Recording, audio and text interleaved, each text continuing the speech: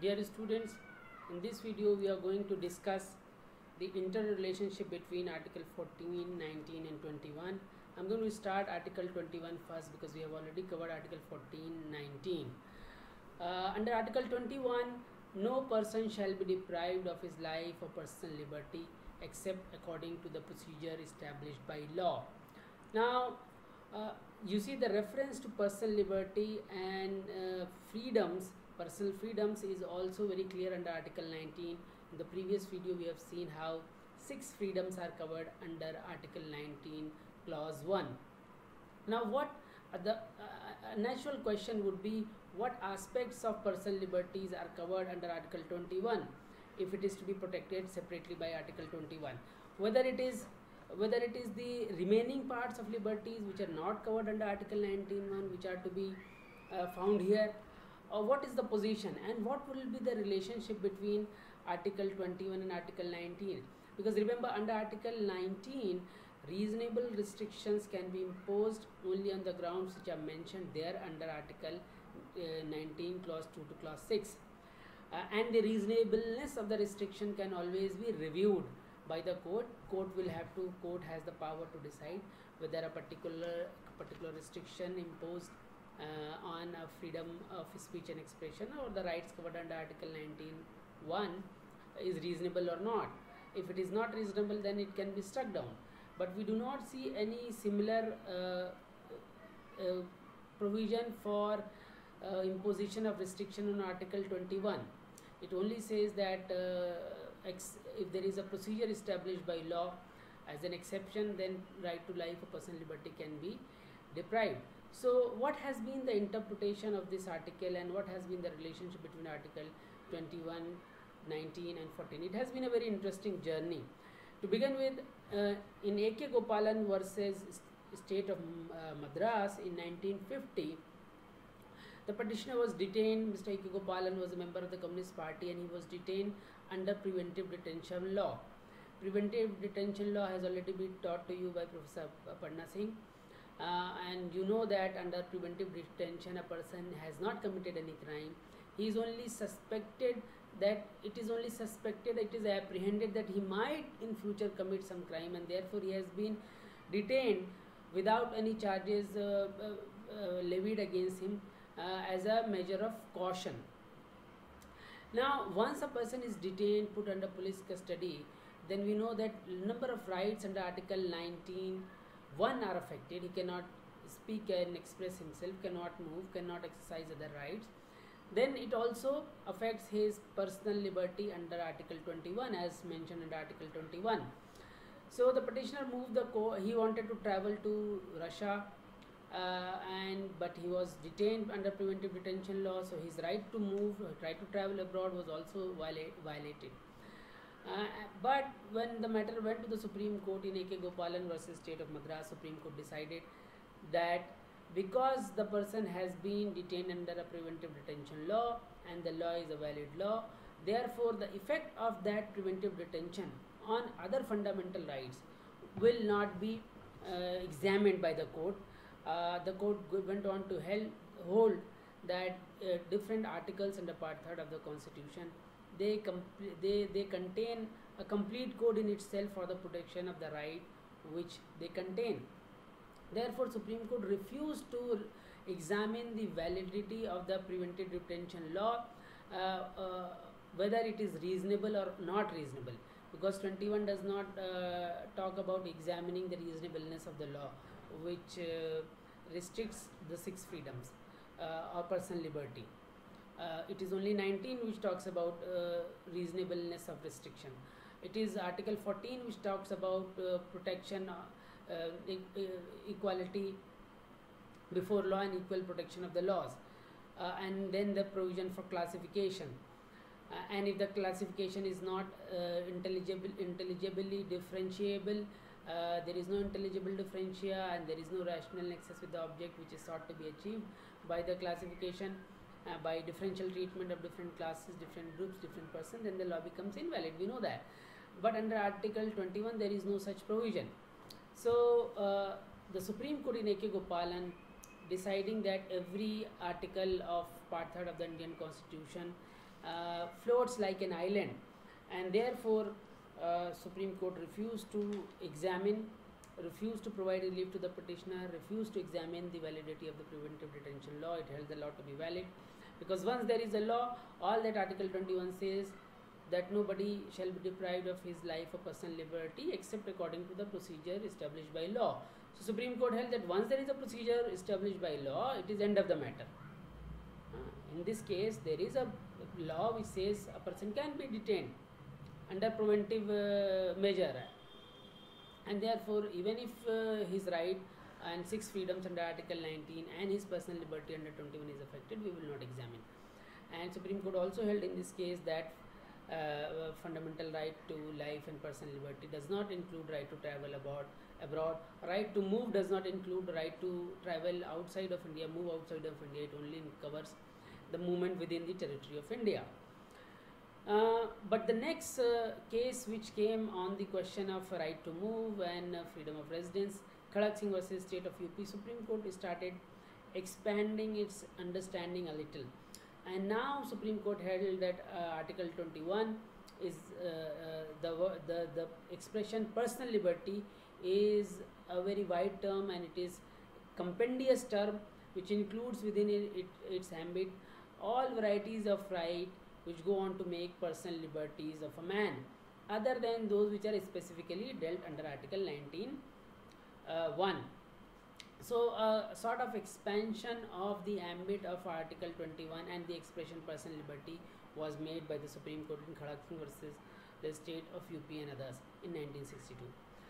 However, in R.C. Cooper versus Union of India, an 11 judges bench of the Supreme Court adopted what is now popularly known as a theory of golden triangle, and Supreme Court in this case went on to held that the rights which are enshrined under Part 3rd of the Indian Constitution, they are not mutually exclusive. They are not all distinct. Rather, they are together. They jointly go on to provide the conditions for the exercise of life and personal liberty. They jointly support an existence of dignity, a life of dignity. They jointly go on to provide opportunity to an individual to develop his or her mental faculties to the fullest. It gives an individual the scope and avenue to be himself, and it is not just one right which is covered by one article which is exclusive on its own and which is helpful for the individual. No, all rights jointly go on to establish human personality and create condition where all the facets of human personality can be developed, evolved and enjoyed. Therefore, it is wrong, Supreme Court said, and overruled A.K. Gopal, and it is wrong to treat all different articles under Part 3rd of the Indian Constitution as distinct, as an island, floating island in isolation. Rather, they 14, 19 and 21 go on to create a golden triangle.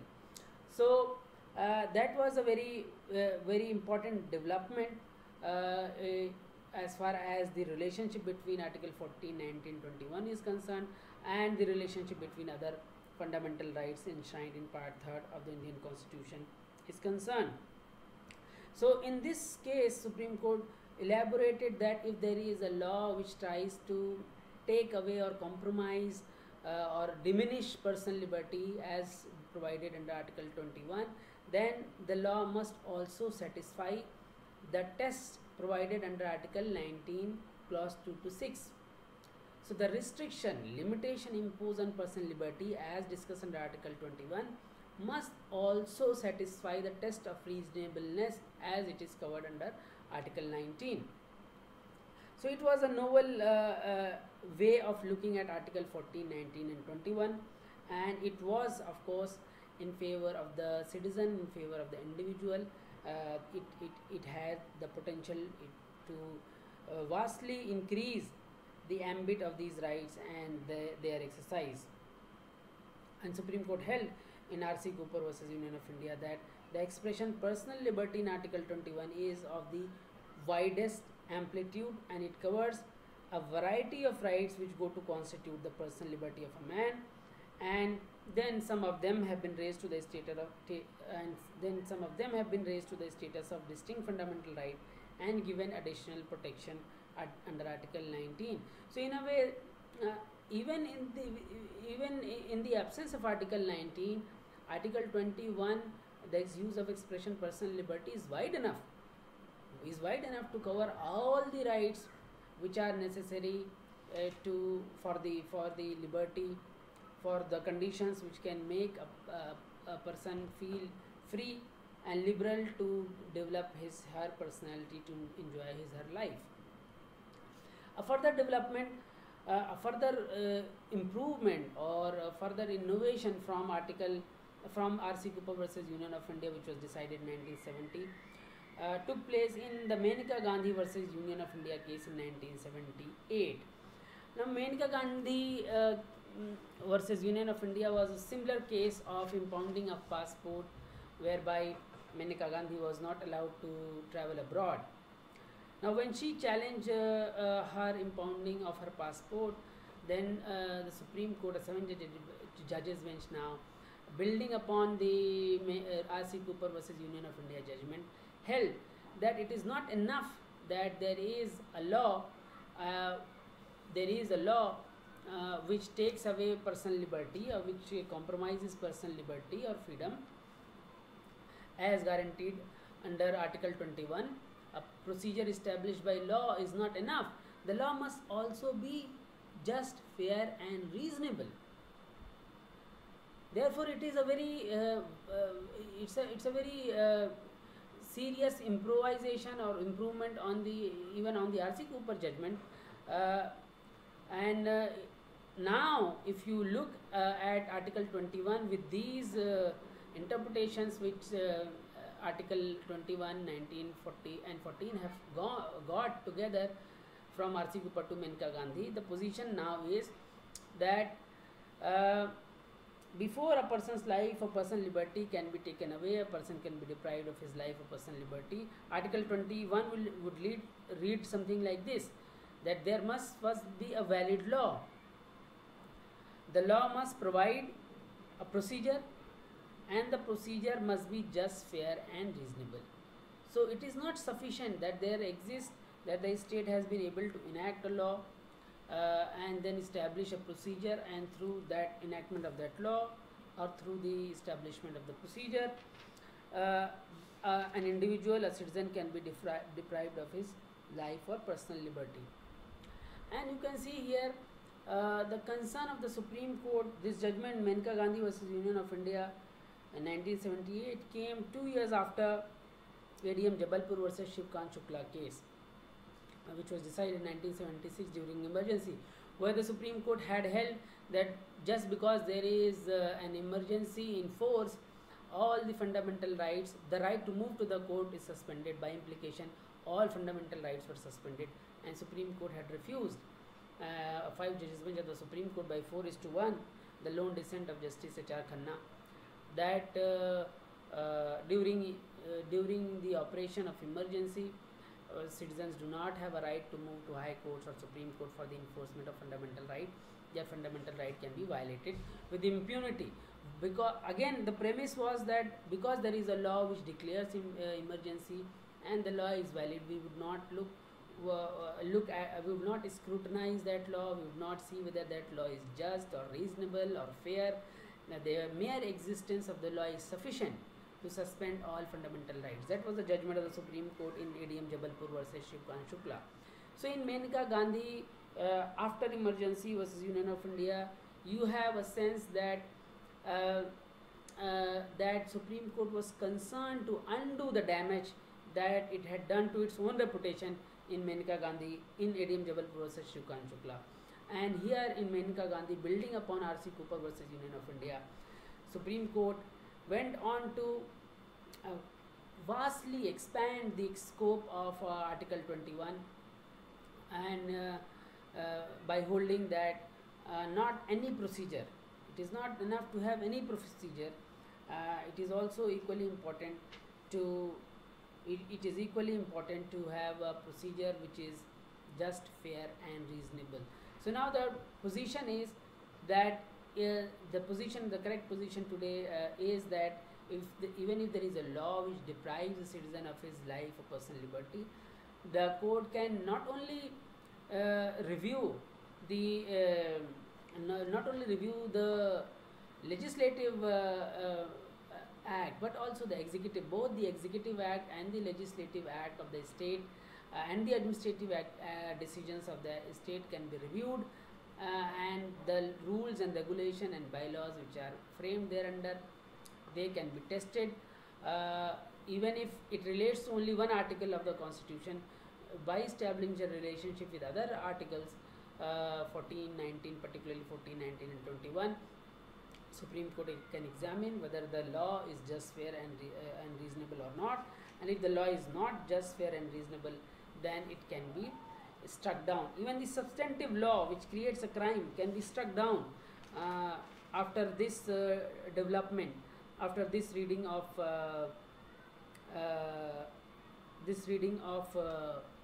Article 21, 19 and 21. After these are held to be golden triangle, and there must be a law which deprives life or liberty of a person. If that law has to be just, fair and reasonable, then Supreme Court can examine the validity of substantive provision before it can take away the life of personal liberty. And the best example of the application of this new approach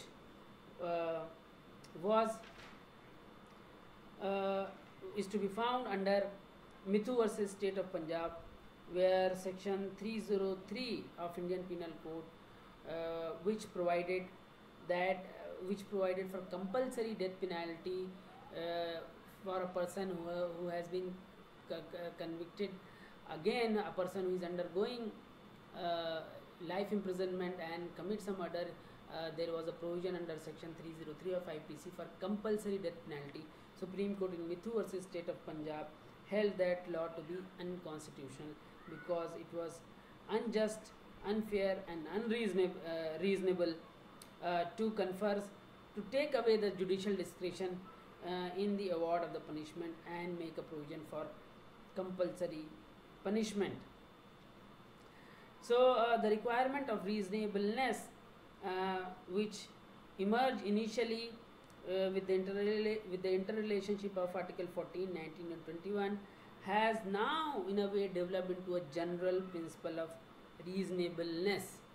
And with this evolution, it is discussed and debated, and scholars believe widely that under Article 21 we have now moved away from the procedure established by law, and in effect now we have acquired the position or reached the position whereby we are now covered by due process of law, an expression which was used in the US Constitution, due process of law, and which was deliberately avoided by our constitution maker, and they had preferred the term procedure established by law over due process of law. But after R.C. Cooper and Menaka Gandhi judgments, now the effect is same. We are in a way covered by the expression due process of law. We have to find out whether the process is due. We can find out, courts can find out whether the process is due or whether the process is reasonable, the law is reasonable or not, and if it is not, the court can hold it to be unconstitutional. So this is one aspect of fundamental right to life and personal liberty under Article 21. In the next video, I would like to cover how Article 21 has been given a very expansive interpretation by Supreme Court to include and to incorporate host of other fundamental rights within the ambit of right to life and personal liberty. Thank you very much for watching this video, and please go through the judgments which I am supplying to you by email. Thank you once again.